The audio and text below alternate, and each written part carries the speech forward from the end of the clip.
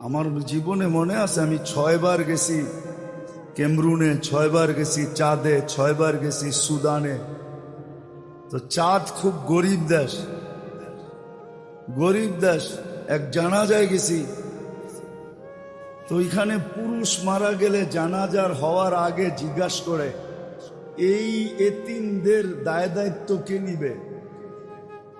তো একজনে হাত উঠায় বলছে আমি নিব। তো আমি ওরে চিনি, তো না জানাজার পরে বললাম যে তুই যে দায় দায়িত্ব নিলি এতিমদের, তুই তো নিজেই গরিব। হাসি দিয়া বলতেছে শোন, এক রুটি তো ডেলি জোগাড় করতে পারবো, এক রুটি সবাই ভাগ করে খাবো।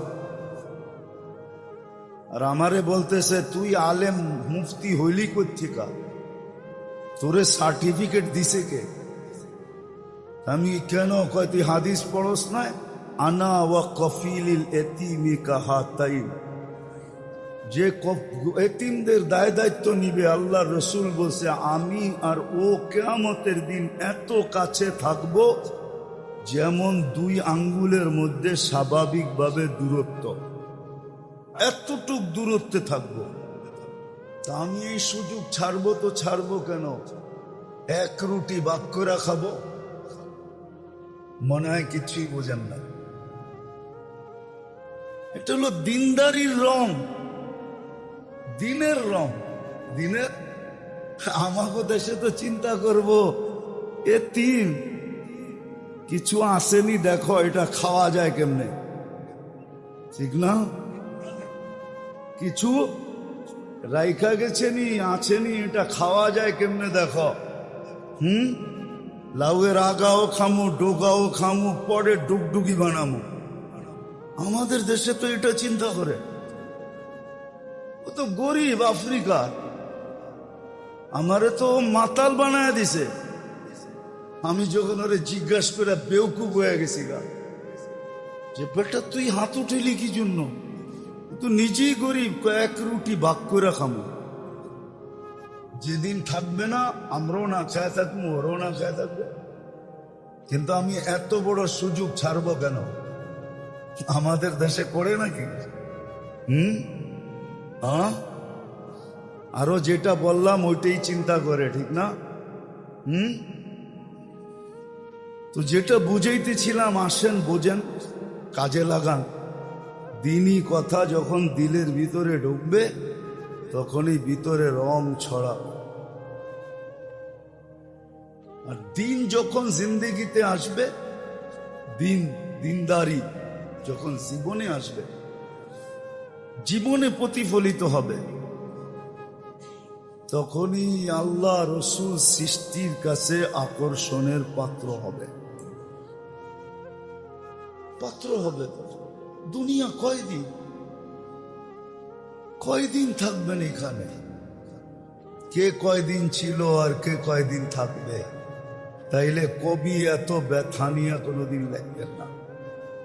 কবি বড় ব্যথা নিয়ে লেখছে, যা শুনাইলাম আপনাদেরকে।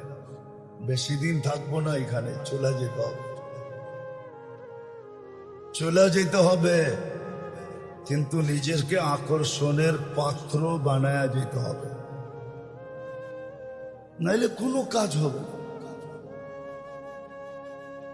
হায়, যতভাবে বুঝাইছেন আল্লাহর রসুল আর আল্লাহর রসুল আমাদেরকে যতভাবে বুঝাইছেন, মাঝে মাঝে বলে তোরে না বুঝায়া একটা ছাগল রে বুঝাইলো এতক্ষণে ভালো হয়ে যায় বলে। আমাদের দেশে প্রবাদ বাক্য আছে। কিন্তু বুঝাইছেন, কিন্তু বুঝি নাই। না যুবক দিনদার হইতে রাজি, না যুবতী রাজি, না নারী রাজি, না পুরুষ রাজি, না ছোট রাজি, না বড় রাজি, কেউ রাজি না। সবাই দুনিয়ার ঢেউয়ে চলতেছে। আল্লাহ সুযোগের পরে সুযোগ দিতেছে, সুযোগের পরে সুযোগ দিতেছে। আল্লাহ সতর্ক করার পরে করতেছে। ইউহাযযিরুকুমুল্লাহ, কোরআনী শব্দ। আল্লাহ সবাইকে সতর্ক করতেছে। আল্লাহ রসুল সতর্ক করতেছে, কিন্তু কানে লাগে না, কানে লাগে না। আমরা কানে নিই না, কানে নিই না। কানে যদি নিতাম তাহলে আমাদের এই দুরবস্থা হতো না। কানে নিলে ফজরে জুমার চেয়ে বেশি ভিড় হইতো, আমার এই কথাই সত্য। মাগরিবে জুমার চেয়ে বেশি ভিড় হইতো, আসরে জুমার চেয়ে বেশি ভিড় হইতো, এশায় জুমার চেয়ে বেশি ভিড় হইতো, জোহরে জুমার চেয়ে বেশি ভিড় হইতো। জুমায় তো ভিড় সপ্তাহে একদিন হয়, 5 বেলা মসজিদে ভিড় হইতো, 5 বেলা ভিড় হইতো, উপচে পড়া ভিড়। তাইলে এই মসজিদের এই দুরবস্থা হইতো না। আল্লাহর রসুলকে 1400 বছর আগে বলা যেতে হইতো না, ইদা উমিতাতিস সালাহ। ওই দিন আমার উম্মতের কি দুর্দশা হবে, যেই দিন সবার জীবন থেকে নামাজ মরা যাবে। আজকে 80% মুসলমানের জীবন থেকে নামাজ মরা গেছে। 80% মুসলমানের জীবন থেকে নামাজ মরা গেছে। 80% মুসলমানের জীবন থেকে নামাজ শেষ। ওই দিন কি অবস্থা হবে? কিছু কথা খুইলা বলতে মনে চায়, কিন্তু তারপরও বলি না। না বলতে বললেই কি বলা যায়? সব কথা বলতে বললেই বলা যায় না, এই জন্য বলি না। ওই দিন কি হবে? আজকে যে মুসলমানের দুরবস্থা, শুধু নামাজ মরা যাওয়ার কারণে। নামাজ যদি মরা না যাইতো, মুসলমান উম্মতে, মুসলমান না, মুসলমান বাদেই দিলাম, উম্মতে মুহাম্মাদির এই দুর্দশা হতো। যাকে আল্লাহ চয়েস করা, নিজে পছন্দ করা, দুনিয়ার মানুষের পছন্দ যদি মূল্যায়ন থাকে, মূল্য থাকে, তা আল্লাহর পছন্দের কোনো মূল্য নেই। আপনিই তো বলেন, আমি আপনারে পছন্দ করলাম আর আপনি আমার পছন্দের কোনো মূল্য দিলেন না, তাহলে আল্লাহর পছন্দের কোনো মূল্য নেই। আপনার পছন্দের যদি এত মূল্য থাকে, দুনিয়ার পদস্থ ব্যক্তির পছন্দের যদি মূল্য থাকে, আমাদেরকে তো মাঝে মাঝে বলে, আমরা আপনারে পছন্দ করে দাওয়াত দিলাম, দাওয়াত দিতে চাই, আপনি কোনো মূল্যই দিলেন না। আপনার পছন্দের যদি এত মূল্য থাকে, তাহলে আল্লাহর পছন্দের কোনো মূল্য নাই। না আল্লাহ বুড়া হয়ে গেছে, না আল্লাহর শক্তি সব শেষ হয়ে গেছে, সব খরচ করতে করতে রাজার বান্ড খালি হয়ে যায়। আল্লাহটা কি খালি হয়ে গেছে নাকি? হ্যাঁ, খালি হইলে মাঝে মাঝে থাপ্পড় দিয়া বুঝায় কেমনে? করোনার সময় তো দুনিয়ারে বুঝায় দিল, তবু বিদ্যা কতটুক দেখ আর আমারটা দেখ। খালি লকডাউনে পোষায় নাই, পরে শাটডাউন পর্যন্ত দিছেন না? দেন নাই? হ্যাঁ দিছে না, তাই নাই? এখনো তো মাঝে মাঝে ঘুমের মধ্যে করোনা দেখে, ঠিক না? না দেখেন না? চায় মাস্ক লাগায় ঘুমাইতে, ঠিক না? হ্যাঁ, কি চান না?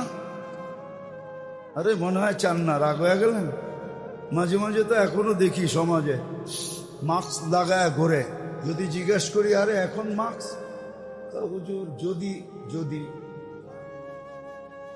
যদি দুই একটা বুলে শুলে থেকে গেল, ওটি যদি ঘুরতে ঘুরতে নাকের ভিতরে ঢুকা গেল, তাহলে তো শেষ, ঠিক না? আরে শেষ ওই দিন হবেন যেদিন আল্লাহ শেষ লেখছে, এর আগে কোনো শেষ ফেস নাই। শেষ তো ওই দিন হইব যেদিন আল্লাহ লেখা রাখছে শেষ। ওইটা বিশ্বাস বস্তিওয়ালারা করে, এই জন্য অ্যান্টিবডি আমাদের চেয়ে অনেক বেশি। কি বেশি না? অনেক। কে করোনার সময় তো মাইপা দেখলেন, তেজগাঁও বস্তিওয়ালাদের হইল 75 আর পাশে গুলশান আলাদের হইল 65। 10ই ডিফারেন্স, ঠিক না? ওগো অ্যান্টিবডি আরো বেশি। আল্লাহ মাঝে মাঝে দেখায়। আল্লাহর পছন্দের কোনো দাম নাই। আল্লাহ আপনাকে উম্মতে মুহাম্মদী হিসাবে পছন্দ করছে। এই জন্যই আল্লাহ রসুল বসে ওই দিন কি হবে, যেই দিন তোমাদের জীবন থেকে নামাজ চলে যাবে, নামাজ মরা যাবে। ইদা উমিতাতিস সালাত কুবিলাতির রাশা ইউবাউদ্দিন বিআরদিন ইয়াসির মিনাদ দুনিয়া। তর্জমা করলাম না, তর্জমা ছাড়াই রইল। ওই দিন তোমাদের কি হবে, একটারই করলাম, যেদিন নামাজ থাকবে না। আজকে নামাজ নেই। আল্লাহ পছন্দ করলো উচ্ছে পড়া বীর থাকা উচিত ছিল, নাই আছে। এই জন্যই দুরবস্থা, এই জন্যই দুরবস্থা। আমি তো বলি, এই রমজানে আমি হেরেমে যতটুকু কানতে দেখছি, মনে হয় হেরেম মক্কা মদিনার মসজিদে নববী আর বাইতুল্লাহ 100 বৎসরের ভিতরে এত কান্না দেখে না। এই রমজানে ইমাম মুসল্লি যেই কান্না কাঁদছে, কই কোনো কিছু তো দেখতেছি না। দুয়াশাই রয়ে যাইতেছে।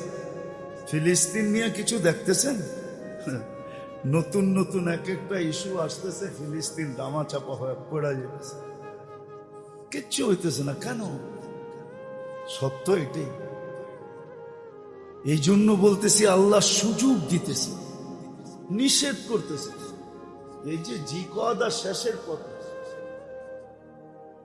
যদি 17 তারিখে রোজা হয়, ঈদ হয় বাংলাদেশে আগামী মাসের 17 তারিখে, যদি 17